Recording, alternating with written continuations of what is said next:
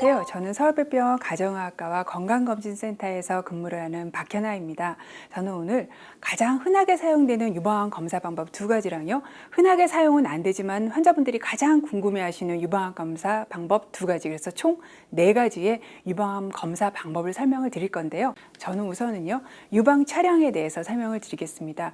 유방 촬영은요, 굉장히 기본적인 가장 첫 번째 베이스가 되는 검사 방법입니다. 검사는 어떻게 하느냐 하면요, 기계 사이에 유방을 집어넣고 위아래로 한번 찍고요, 대각선으로 한번 찍으니까 총 4컷의 사진을 찍게 되어 있습니다. 근데 이 사진을 잘 찍으려면요, 유방 조직을 다 모아서 이 기계 사이에 넣어야 되니까 어떻겠어요? 굉장히 땡기고 검사를 하시는 여자분들이 아픕니다. 그리고 하시는 분들도 굉장히 스킬이 좋아야 그 유방 조직을 다 모아서 사진 사이에 담을 수 있는 그런 검사입니다. 그래서 좀 하시고 난 다음에 굉장히 많이 아프다고 하시는 검사이기도 합니다. 이런 과정을 거쳐서 4컷의 사진이 나옵니다. 오른쪽 유방, 왼쪽 유방, 위아래로 찍은 거, 대각선으로 찍은 사진이 나오고요. 이렇게 조금 더 진하게 보이는 이 부분은 대흉근, 유방 밑에 있는 근육인데요. 여기까지 잡아서 찍어줘야 잘 찍은 사진이라고 할 수 있습니다. 매우 정말 간단한 4컷의 사진인데요. 이 4컷의 사진이 한 일은 굉장히 큽니다. 자, 이것은요, 미국 방사선 학회에서 만든 홈페이지인데요.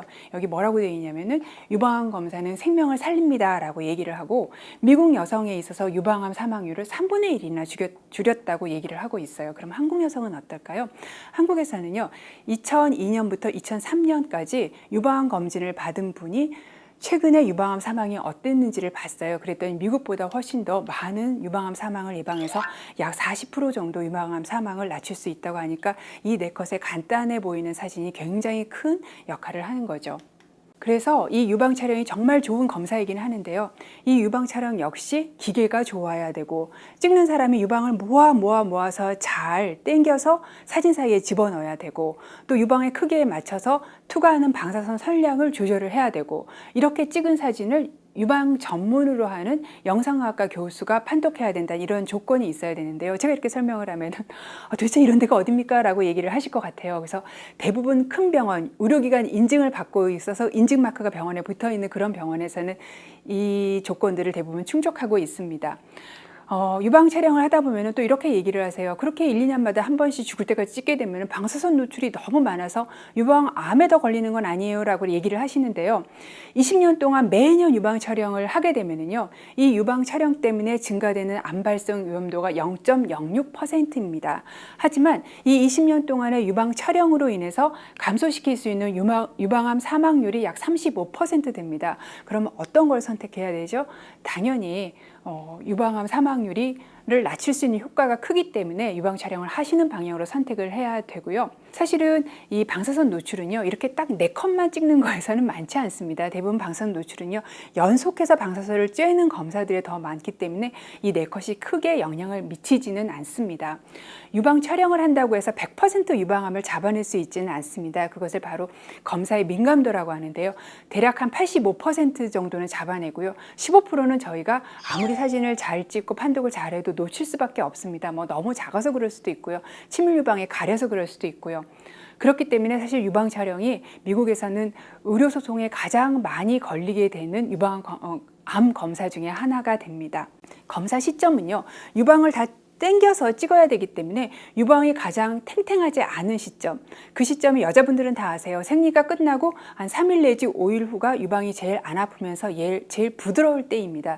이때 촬영을 하시는 게 사진도 굉장히 잘 나오고 찍을 때 아프지도 않으세요. 그래서 이 시점이 좋고요. 비용도 비교적 굉장히 저렴합니다. 검진마다 이렇게 할인을 좀 하기도 하지만요, 기본적으로 정해져 있는 수가는 35,000원 정도의 수가로 촬영을 하고 있습니다. 그 다음에 많이 하시는 검사가 유방 초음파인데요.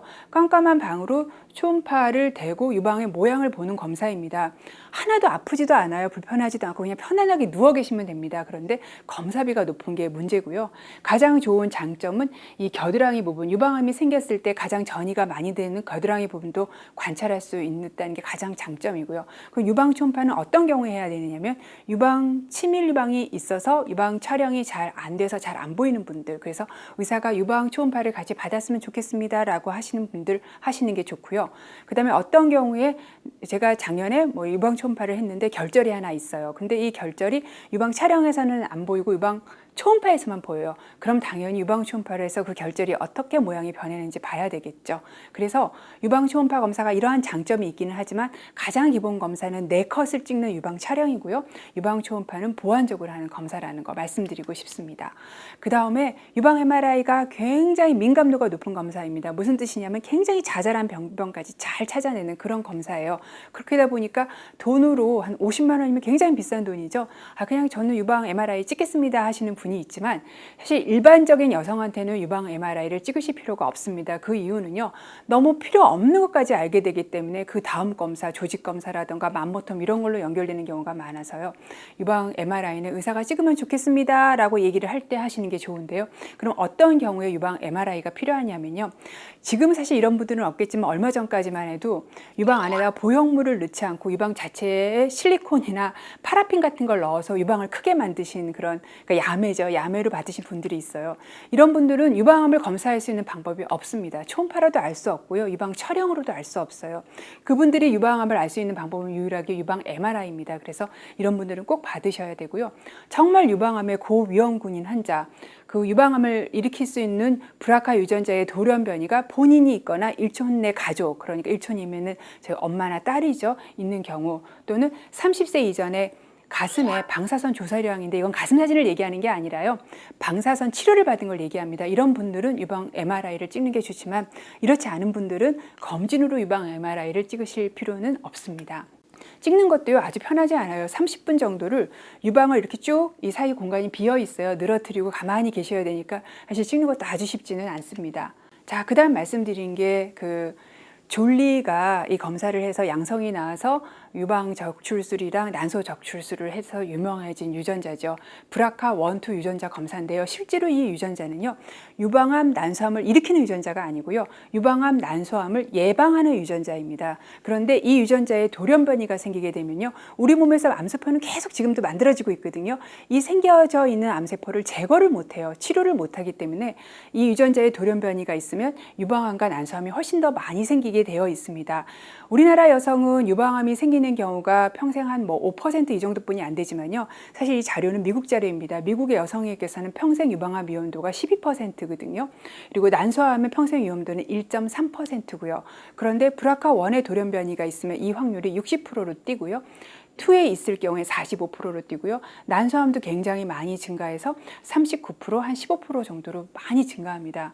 그렇기 때문에 사실 해보고 싶은 여자들이 가장 무서워하는 암 중에 하나가 유방암이거든요. 왜냐하면 수술과 치료 과정으로 인해서 여성성을 좀 잃게 되거나 망가지거나 이걸 두려워해서 하고 싶어 하시는 분도 많지만 사실은 일반인한테 권유되지는 않습니다. 이렇게 꼭 해야 되는 분들은 의료보험 급여로 돼 있어 굉장히 저렴하게 몇만 원 단위로 검사를 받으실 수가 있으세요.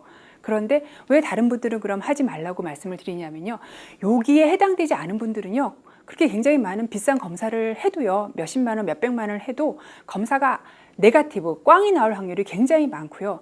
두 번째는 이 검사가 꽝이 나오면 그럼 나 이제부터 유방암으로부터 자유로워가 아닙니다. 전체 유방암 중에서 이런 유전자 돌연 변이에 의한 유방암은 5 내지 10%뿐이 안 돼요. 나는 5 내지 10%부터 자유로운 거고 90 내지 95%는 여전히 위험해요. 그렇기 때문에 일반 여성들은 받으실 필요가 없고요. 이 검사를 하면 매우 나올 것 같은, 이 유전자 돌연 변이가 매우 나올 것 같은 그런 여성에서 검사를 하시는 게 좋은데요. 유방암, 난소암이 내가 진단됐고 내 가족이나 친척 중에서 1명 이상이 유방암, 난소암이 있는 경우, 그 다음에 내가 유방암도 있고 난소암도 있는 경우, 또 내가 40세 이전에 유방암이 진단된 경우, 또 유방암이 한쪽에 왔는데 다른 쪽에도 또 있는 경우, 그 다음에 유방암 말고 다른 데도 암이 많은 경우, 그 다음에 남성인데 유방암이 온 경우, 드물게 상피성 난소암이 있는 경우에는 보험으로 당당하게 저렴하게 검사를 받으시는 게 좋습니다. 그래서 정리해서 말씀드리면요, 유방암 검사는 이렇게 실시하는 게 좋습니다. 40세부터 검사를 시작을 하시고요. 69세까지 검사를 하십니다. 물론 가족력이 강한 경우에는 한 5살 내지 10살 정도 빨리 검사를 하시는 게 좋습니다. 시작 연령을 한 30세부터 아니면 35세 정도로 당겨서 하시는 거죠. 그리고 검사는 2년에 한 번 정도는 받으셔야 됩니다. 그렇지만 또 가족력이 강한 경우에는 매년 받으시는 것도 좋습니다. 방법은요, 넷컷 찍는 유방 촬영이 제일 기본입니다. 그리고 의사가 유방 촬영을 하고 난 다음에 사진을 보고 초음파도 같이 하세요 라고 말씀드린 분은 초음파도 같이 하시는 게 좋습니다. 자, 이상까지 제가 유방암 검사 방법 4가지랑 한국인한테 어떻게 유방암 검사를 하면 좋은지에 대한 권고사항을 말씀드렸습니다. 지금까지 들어주셔서 감사합니다. 박현아였습니다.